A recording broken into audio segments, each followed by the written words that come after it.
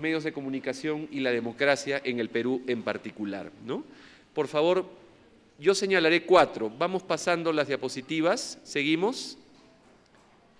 Aquí están estos 4 problemas que yo observo y propongo para el debate en esta reunión. Primero, un alto grado de concentración en la propiedad de los medios de comunicación, pero en la participación de los mercados de audiencia y de los mercados publicitarios, ¿no?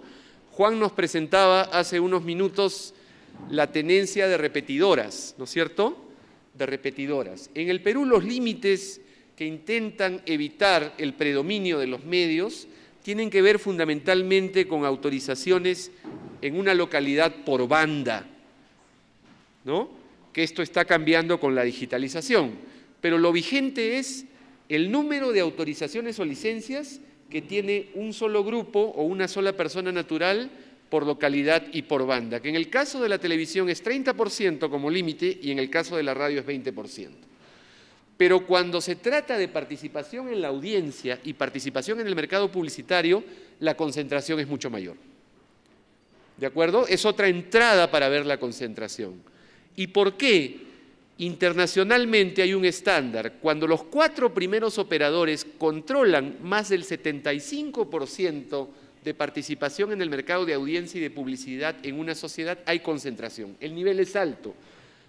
Guillermo Mastrini, que es un investigador argentino, ha hecho varios estudios en materia de concentración en América Latina y encuentra que la concentración mediática en el Perú es de las más altas que hay en la región, bajo esta lógica, bajo esta perspectiva.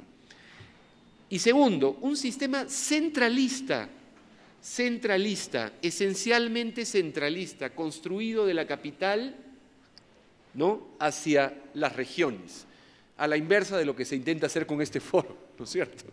Totalmente a la inversa, ¿no? Es decir, contenidos que se difunden por un número impresionante, centenares de repetidoras de televisión y de radio, que son contenidos elaborados, trabajados, programados en Lima, ¿de acuerdo? Lo que no excluye totalmente a los medios provincianos, ¿cómo no? Ustedes trabajan seguramente en medios, televisoras, periódicos, etcétera, pero el techo de los medios de comunicación de las regiones es un techo mucho más bajo que el techo de las corporaciones, ¿no? Y si Capuñay entró en la radio, Capuñay entra por la lógica del mercado, comprando cadenas, ¿de acuerdo? Entra por la lógica de la compra-venta de autorizaciones de radio en este caso, pero no entra por una regulación o un marco político que promueva la comunicación de manera descentralizada y regional. Capuñay es provinciano, Capuñay es del norte de Lambayeque. Segunda cuestión, órgano regulador sin autonomía del Ejecutivo. Este es un problema que viene de décadas atrás. El Ministerio de Transportes y Comunicaciones ha actuado a lo largo de varias décadas con gran nivel de discrecionalidad en la concesión, revocatoria o renovación de las autorizaciones, ¿no? Juan decía hace unos minutos, las frecuencias tienen como plazo las autorizaciones 10 años, ¿no?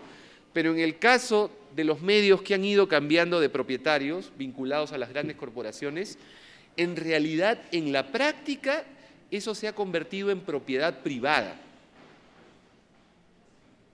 En propiedad privada y no en una concesión que tiene un plazo y que tiene que ser evaluada de acuerdo a ciertas obligaciones y derechos de cada operador, ¿no?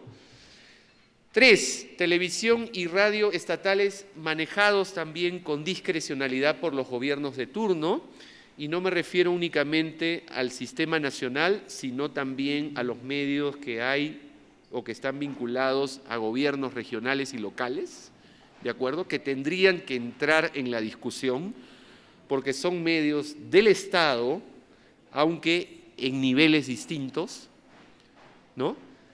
Y 4, inequidad en materia de publicidad política y tratamiento periodístico, particularmente en periodos electorales.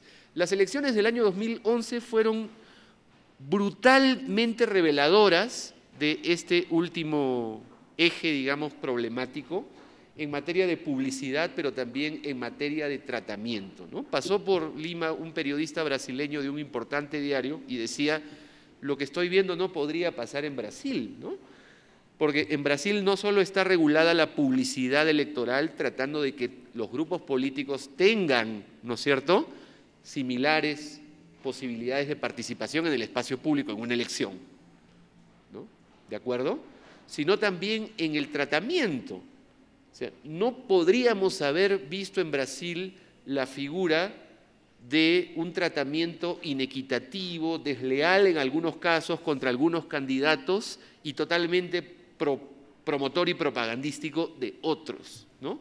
No solo en Brasil, en Chile, ¿no? No vamos a poder ver toda la presentación porque estamos con el tiempo, digamos, complejo, pero ahí está la presentación y hay casos, ¿no?, que nos permiten tener una idea de cómo se han ido resolviendo estos problemas en otros países, ¿no? Me gustaría ir, por favor, pasar. Ahí tienen ustedes el tema de la audiencia en el ámbito de Lima Metropolitana y ahí están los 4 grupos que señalaba en el caso de la radio Juan, ¿no? Miren ustedes, estas son las primeras 10 o 12 radios en audiencia y estas radios son las radios de 4 grupos, ¿no? RPP, Corporación Radial del Perú, Corporación Universal y Panamericana, ¿no? Seguimos, por favor. Audiencia promedio radial, bueno, es en realidad una muestra gráfica de lo anterior. Seguimos.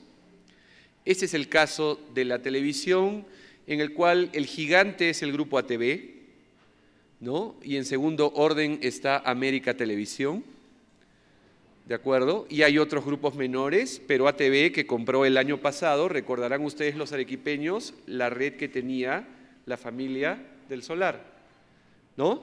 Y que es ATV Sur hoy en día, ¿de acuerdo? Y que tiene Global, y que tiene la tele, y que tiene también, digamos, otras vías de acceso porque ha ido logrando la adjudicación de las nuevas frecuencias digitales de gestión exclusiva, ¿no? Y en segundo orden está América. Vamos, por favor, adelante. Las audiencias, seguimos. América, Frecuencia Latina, ATV, Global, seguimos. La publicidad, cómo se distribuye, ahí tienen ustedes datos del año 2009. Miren ustedes, ATV más Global tienen el mayor volumen de captación publicitaria.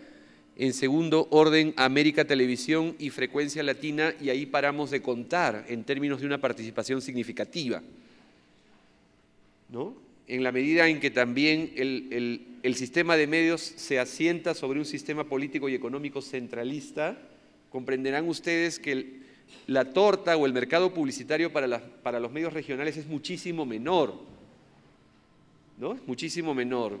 Por eso a veces con algunos colegas que me dicen, los periodistas de provincia son así, son asá, ¿no? ¿No es cierto? Ya saben ustedes o podrán intuir a lo que me refiero. Yo les digo, miren, no solo en provincias, en Lima ocurre, y segundo, es comprensible entender que los periodistas de provincias y los medios provincianos, que muchos de ellos sobreviven porque no hay mercado publicitario que pueda, ¿no?, solventar los gastos de los medios de comunicación, sobreviven, entonces hay mayor fragilidad con relación a estos problemas, ¿no? Seguimos, por favor. La propiedad cruzada, Juan presentaba los grupos de la prensa. Miren, en materia de lectoría, los diarios del grupo El Comercio están ubicados en el primer lugar. El bloque tiene un 63%, si no me falla la vista, de lectoría promedio en el año 2010. ¿Ah? Lectoría promedio 60-63%. Y en términos de inversión publicitaria, también según datos recopilados en el marco de un estudio en la Universidad Católica, el grupo El Comercio estaría cercano al 50% de la participación en el mercado publicitario en el año 2010. ¿Ya? ¿Cuál es el problema de esta figura? El problema de esta figura, seguimos por favor, es que el grupo, seguimos, tiene propiedad en televisión, ¿no? Que es Plural TV, América, Canal N. Seguimos, por favor. Y miren ustedes, en el caso de Inglaterra, el régimen de licencias de televisión en los ámbitos nacional y regionales, 16 regiones, el número de licencias no puede superar el 15% de la audiencia. ¿Ah? Estamos hablando de Inglaterra, no de Venezuela, no de Argentina o de algún otro país que puede ser, digamos, un ejemplo no grato, ¿no? Francia, en televisión se permite un servicio nacional y uno de carácter local, que cubran hasta 6 millones de habitantes por operador, excluidos los medios gráficos, léase los diarios, que superen el 20% del mercado. ¿Cuál es la intencionalidad de este tipo de reglas de juego? La intencionalidad no tiene que ver con censurar a nadie o con quitarle la propiedad a nadie. Tiene que ver más bien con abrir el espectro de los medios a diversos actores sociales, a la pluralidad política, cultural y religiosa. Y en este sentido me parece que va esta discusión que promueve el foro, ¿no es cierto? ¿Cómo abrimos? Sin fastidiar a nadie, ¿no es cierto? Sin quitarle los medios a nadie. ¿Cómo abrimos? ¿Cómo generamos mayores oportunidades? Dos cuestiones finales. Las diapositivas quedan con ustedes. Hay dos vías también, que es la vía del fortalecimiento y la reforma de los medios públicos en general, haciendo que se conviertan realmente o que hagan un tránsito de medios de gobierno hacia medios con mayor participación de diversos actores sociales. Y dos, la vía de la promoción y la vía del incentivo para que los medios locales, regionales, pequeñas empresas, radios comunitarias, televisoras educativas, etcétera, puedan tener realmente ese trato preferencial que la ley del año 2004 dispone, pero que no se ha cumplido, ¿no? Y no se ha cumplido por ausencia de voluntad política de los gobiernos. Eso es lo que quería presentarles en síntesis, dado el tiempo. La diapositiva, digamos, la presentación en su conjunto va a quedar con ustedes. Muchísimas gracias.